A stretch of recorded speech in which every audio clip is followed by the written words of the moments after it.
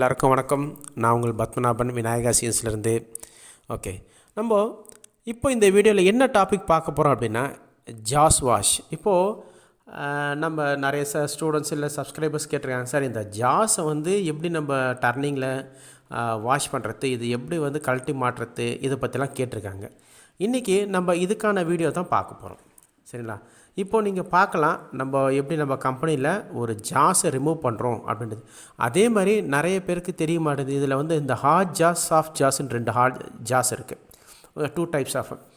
இப்போது பொதுவாக பார்த்திங்க அப்படின்னா இந்த சாஃப்ட் ஜாஸில் மட்டும்தான் நம்ம பார்த்திங்கன்னா இதை வாஷ் பண்ண முடியும். ஹார்ட் அண்ட் ஜாஸு, இப்போ இந்த ஹார்ட் அண்ட் ஜாஸ் இருக்குது பார்த்திங்கன்னா, ஹார்ட் ஜாஸு அதில் பார்த்திங்கன்னா நம்மளால் இதை வாஷ் பண்ண முடியாது, கிளியரன்ஸ் பண்ணக்கூடாது. ஓகே, அதே மாதிரி இப்போ நீங்கள் இந்த வீடியோவில் பார்க்குறீங்க எப்படி இந்த பேக் சைடில் ஒரு ஜாஸை ரிமூவ் பண்ணதுக்கப்புறம் இதுக்கு பேக் சைடில் ஸ்டாப்பர் வைப்போம். எதுக்காக இந்த ஸ்டாப்பர் வைப்போம் அப்படின்னா, இப்போ நம்ம நார்மலாக ஒரு பெரிய ஒர்க் பீஸ் இருக்குது, இல்லை நார்மலாக ஒரு ஒர்க் பீஸ் இருக்குது, அது நம்ம இப்படி உள்ளே ப்ரெஸ் பண்ணும்போது என்ன ஆகுனா அது உள்ளே ஃபுல்லாக போயிடும். சில இடத்துல இருக்குது, இதை ஜாஸ்லேயே நம்ம வாஷ் பண்ணி ஸ்டாப்பர் வைக்கலாம். அப்படி இல்லைன்னா சக்கில் பார்த்திங்க அப்படின்னா பேக் சைடில் ஸ்டாப்பர் மாதிரி வச்சுருப்போம். எதுக்காக அப்படின்னா, ஸோ தட் நம்ம இப்போ நார்மலாக இந்த ஆப்ரேட்டருக்குலாம் பார்த்திங்க அப்படின்னா அவங்களுக்கு இவ்வளோ தூரத்தில் வைக்கணும் அப்படின்றது தெரியாது. பட் அதுக்கு பதில் நம்ம இது மாதிரி ஒரு ஸ்டாப்பர் வச்சு விட்டோன்னு வச்சேன், நேராக அவங்க பட் பண்ணுவாங்க, பட் பண்ணதுக்கப்புறம் க்ளோஸ் பண்ணிப்பாங்க. ஓகே, இப்போ நீங்கள் பார்க்கலாம் எப்படி நம்ம அந்த ஸ்டாப்பரை ஜாஸில் ரிமூவ் பண்ணியிருக்கோம் அப்படின்றது. ஓகே, அதுக்கப்புறம் நம்ம என்ன பண்ண போகிறோம்னா, இப்போது பார்த்திங்கன்னா புதுசாக ஒரு ஜாஸை செட் பண்ண போகிறோம். இப்போ 3 ஜார் சக்கு. எப்போவுமே நல்லா புரிஞ்சிங்க, ஜாஸ் வாஷ் பண்ணுறீங்க அப்படின்னா சாஃப்ட் ஜாஸில் மட்டும்தான் வாஷ் பண்ணணும், ஹார்ட் அண்ட் ஜாஸில் பண்ணக்கூடாது. ஓகே, இப்போ ஹார்ட் அண்ட் ஜாஸெல்லாம் நீங்கள் பண்ணிங்கன்னா நீங்கள் ஒரு ஜஸ்ட்டு டூல் அந்த இடத்துல கொண்டு போய் டச் பண்ணாலே டூல் உடச்சிக்கும். ஏன்னா இது ஹார்ட் அண்ட் ஜாஸ்ன்னும் போது அது ஹீட் ட்ரீட்மெண்ட் பண்ணியிருப்பாங்க. ஓகே, ஸோ தட் எப்போவுமே சாஃப்ட் ஜாஸில் மட்டும்தான் பண்ணணும். அதே மாதிரி ஜாஸை எடுத்த உடனே செட் பண்ணக்கூடாது. செட் பண்ணுறீங்கன்னா கூட எடுத்த உடனே வாஷ் பண்ணக்கூடாது. ஃபஸ்ட்டு நம்ம செட் பண்ணிவிட்டு அதுக்கப்புறம் ஒரு ஒர்க் பீஸை சும்மா ஜஸ்ட்டு ஹோல்ட் பண்ணிவிட்டு இதை பாருங்கள், இப்போ பார்க்கலாம் எப்படி நம்ம ஹோல்ட் பண்ணுறோம் அப்படின்றத. ஜஸ்ட் அந்த ஹோல்டிங் பண்ணும்போது உங்களுக்கு தெரிஞ்சிடும். அதுக்கப்புறம் நம்ம என்ன பண்ணுறோம்னா டூலை கொண்டு லைட்டாக டச் பண்ணிவிட்டு எல்லாத்துக்குமே கிளியரன்ஸ் பார்க்கணும்.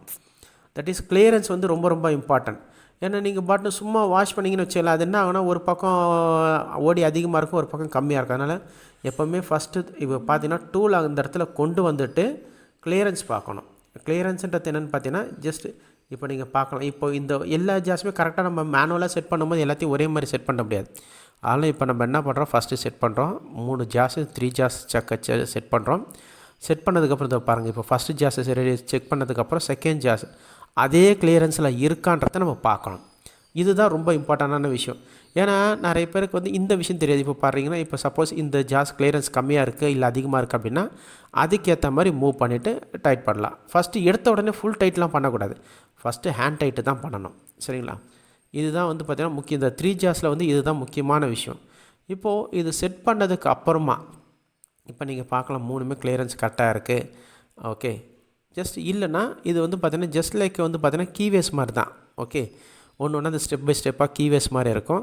சில பேர் என்ன பண்ணுவாங்கன்னா டூலில் பார்ப்பாங்க, இல்லைன்னா சில பேர் அது சர்க்குலாரிட்டி பார்க்கணும் அப்படின்னா நீங்கள் என்ன பண்ணலான்னா, இப்போ எனக்கு ஜாஸ் நான் என்ன சொல்கிறது, எனக்கு வாஷ் பண்ண வேண்டாம், ஆல்ரெடி ஜாஸ் வாஷ் பண்ண ஜாஸ் தான் இருக்குது அப்படின்னா நீங்கள் அந்த டூலுக்கு பதில் அந்த இடத்துல டயல் வச்சு பார்ப்பாங்க.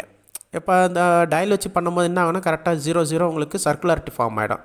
தட் இஸ் கான்சன்ட்ரிசிட்டி அப்படின்னும் அந்த இது ஃபார்ம் ஆகிடும்.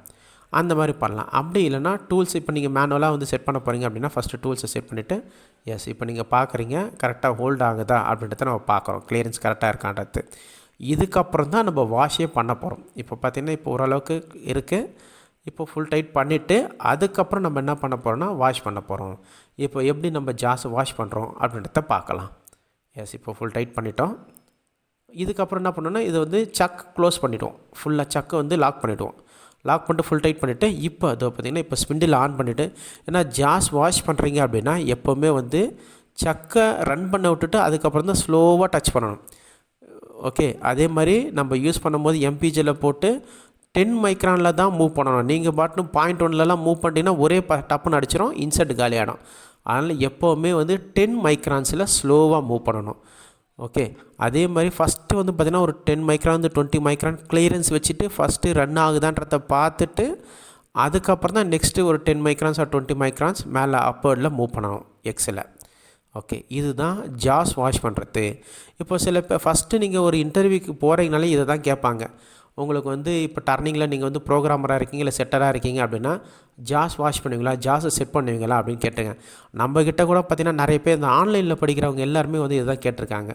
சார் எனக்கு இந்த ஜாஸ் வாஷ் பண்ணுறதை பற்றி போடுங்க. எதனா நிறைய கம்பெனியில் இதுதான் வந்து பெரிய ப்ராப்ளமாக இருக்கும்.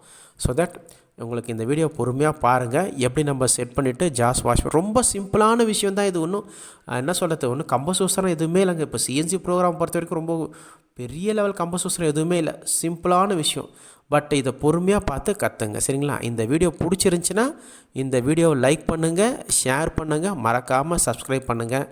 அதே மாதிரி அன்வான்டான கமெண்ட்ஸ் எதுவும் போடாதீங்க, ஓகேவா? கமெண்ட்ஸ் போடுங்க, இந்த வீடியோ ரிலேட்டடான கமெண்ட்ஸ் போடுங்க. ஏன்னா பண்ணவே முடியாது. சில பேர் என்ன பண்ணுறாங்கன்னா, அது வந்து மேனுவல் ப்ரோக்ராமில் சாத்தியமே இல்லை, பட் இருந்தாலும் வந்து எனக்கு இது மேனுவல் ப்ரோக்ராமில் பண்ணுங்கள் அப்படின்றது. இதே மாதிரி நிறைய இன்ஃபர்மேஷனான வீடியோஸை நான் போடுறேன், பாருங்கள். நன்றி.